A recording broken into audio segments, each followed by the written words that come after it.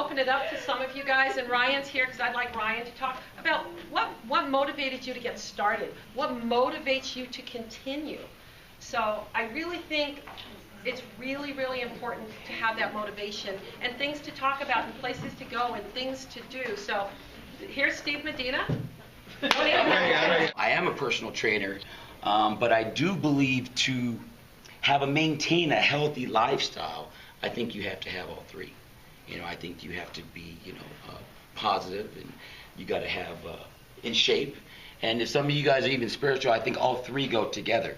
Because what I've also realized that if you just do one, you're going to get minimal success. And the good thing, first of all, I just want to tell you guys, I do have a couple clients that have had the surgery, and I've heard some really, really good things. And a couple of my clients have had the surgery, and I got a chance to sit in because I wasn't very educated on the people who had these surgeries.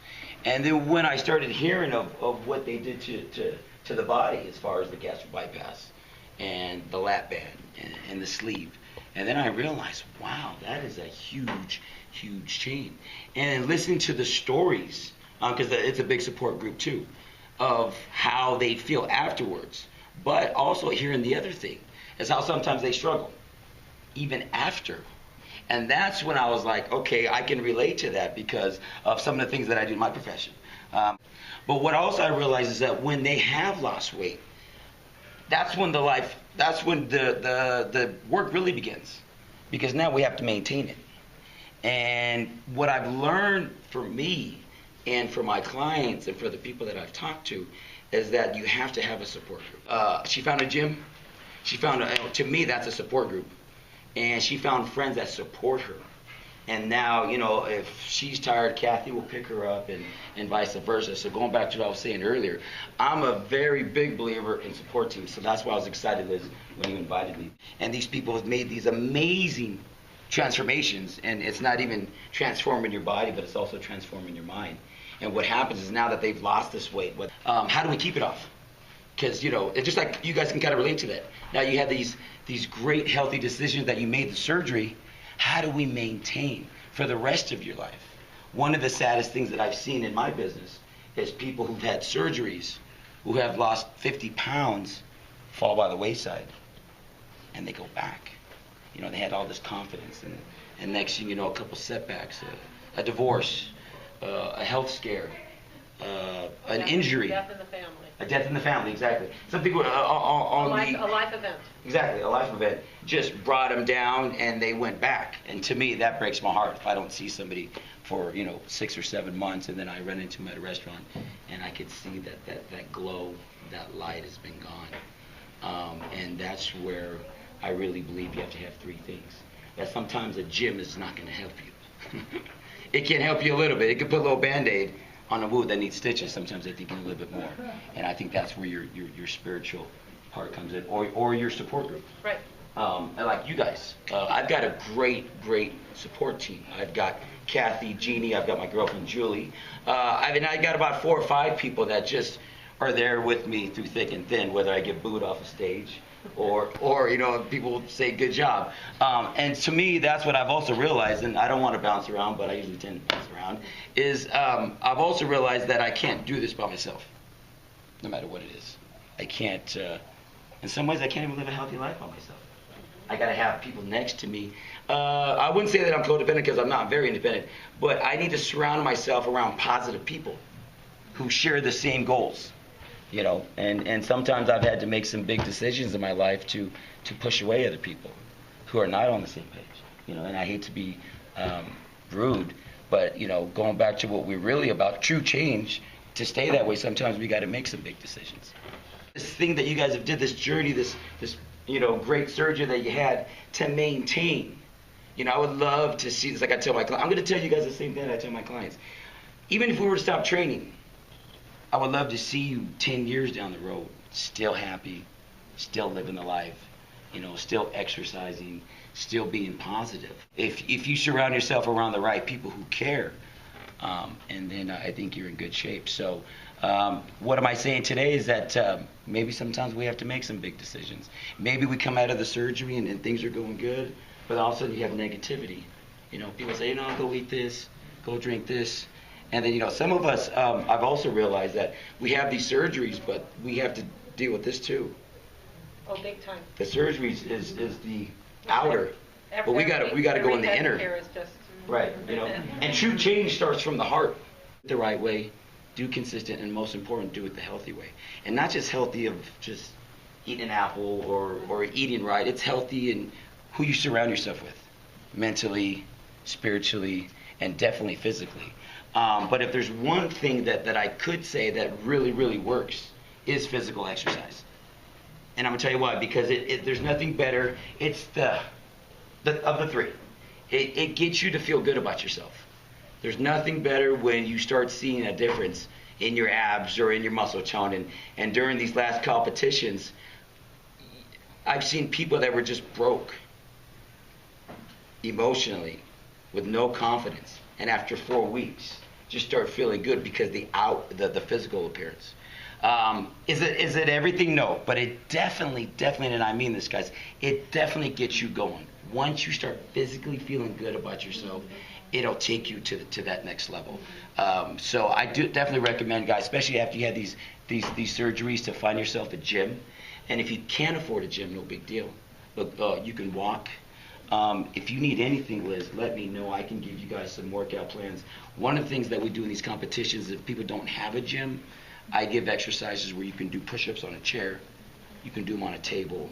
I mean, we can get all creative.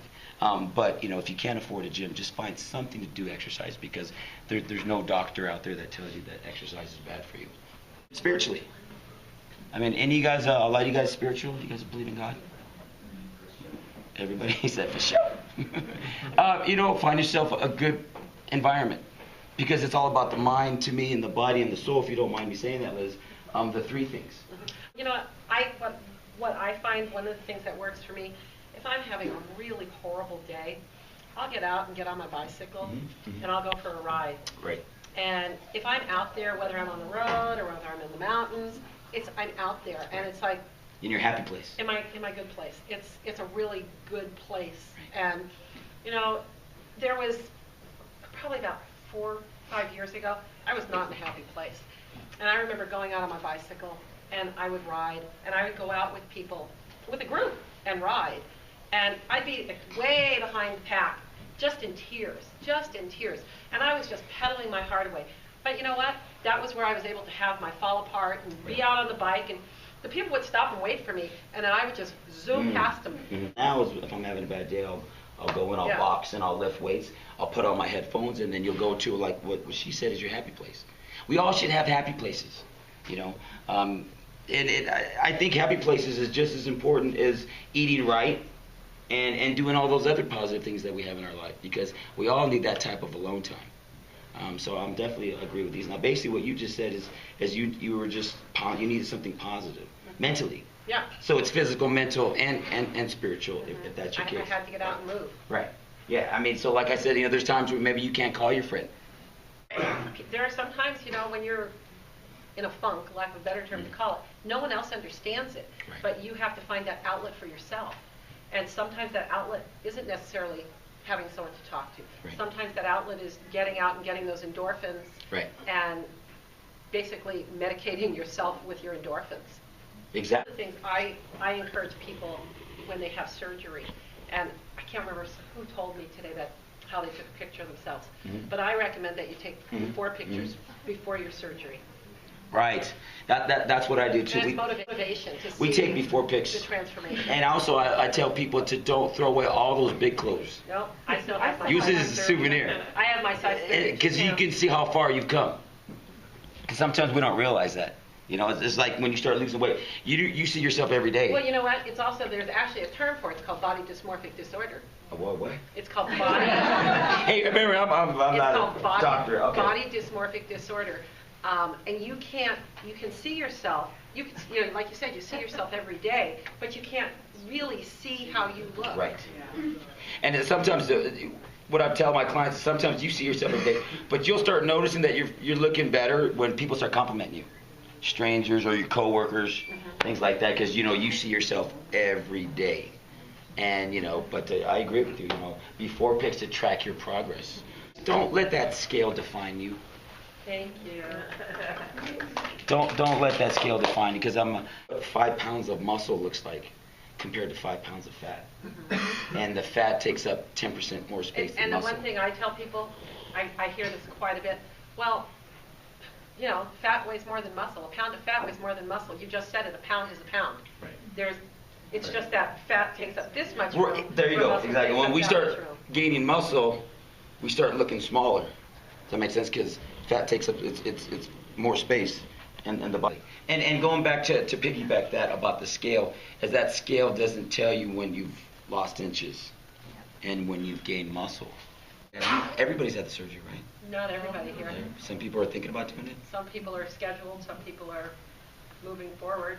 Well, just think of all that weight now, your stress on your joints, your knees. You know, one thing I've realized as I'm getting older, I was even going to put this on the other day on Facebook, is that I can't, it takes me longer to recoup after a workout. I'm getting ready to turn 43. This is my body, time.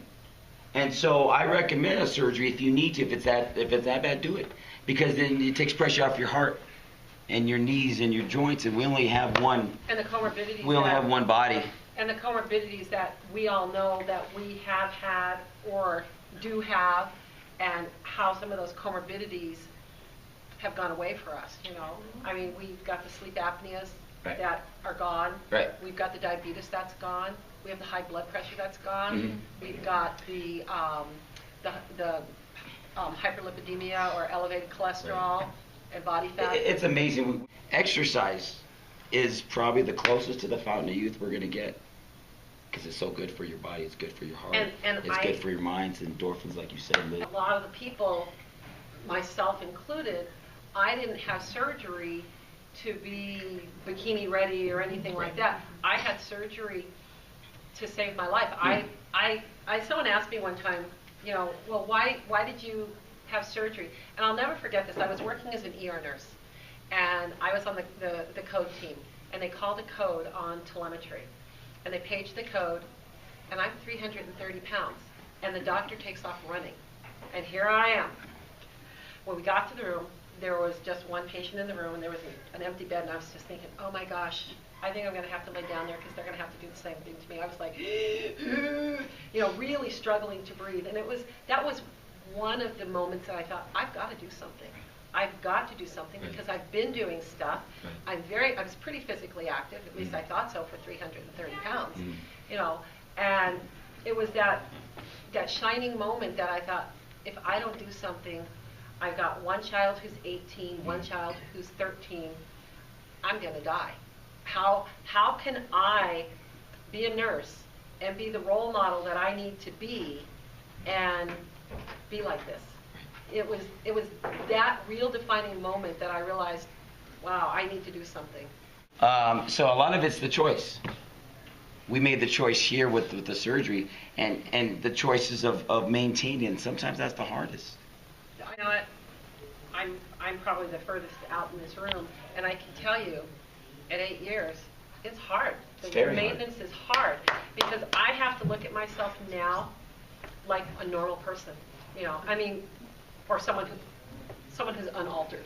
Right. You know, I have to look at myself like an unaltered person and still try to eat like I know I need to eat, but it's not easy. No. And if anybody who's looking at surgery would tell me that my family says or my friends say I'm taking the easy way out, I don't care how you do it. How you do it. It's not easy because you know what? You work at it forever. We've all worked at it traditional way, and I think you know. Actually, I don't think you know. I know you know when you get to that point that I can't do it. Traditionally I can't do it. I could probably tell you that I was probably one of the largest moms of my kids' friends, but I was that. You know, I was busy. I was an active, obese mom. I mean, my son played football, and I would sell those raffle tickets at the games, and I would climb up and down those football stands every single Friday night. I can tell you, Saturday I suffered. But you know what? You know, but the bottom line is that I didn't let my obesity get in the way. Right. Although you did for a little bit, huh? all I think we all did. that one day that I thought I was going to die. But it's, I mean, I tried to stay physically active. I was probably more physically active than most obese people. However, I wasn't moving. Right. And that was one of the other things. I've got to do something. Right. I'm going to die. I'm 40 at the time. I think I started looking at it, I was 44, 45 years old. I got to do it. I'm going to die.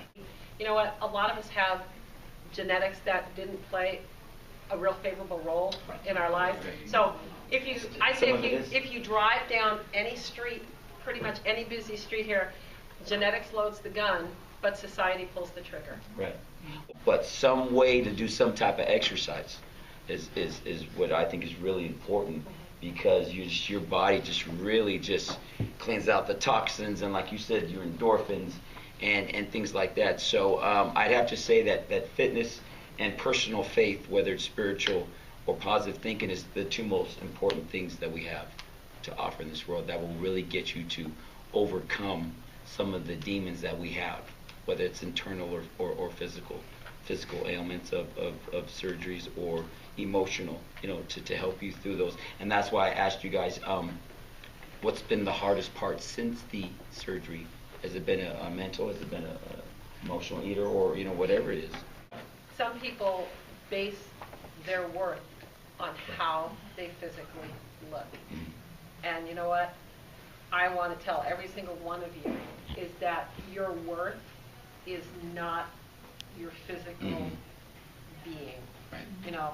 You could be 450 pounds, you could be 100 pounds, but your worth is who you are, not who you physically are. And that's why I like to say, don't let that scale define you. And say, hey, look how much inches you've lost. You've lost 3 sizes since. But that stupid number, that printout, the scale number, defines you. And everything that we worked for, and all the times you said no and you made those healthy choices, we just lost it. The 4 months in the gym, blood, sweat, and tears, over a stupid printout. So I'm not big on numbers. I'm big on clothes. How's your clothes fit? But to me, the numbers come and go. The scale's always going to go up and down. Well, you know what? Our body is not static. Right.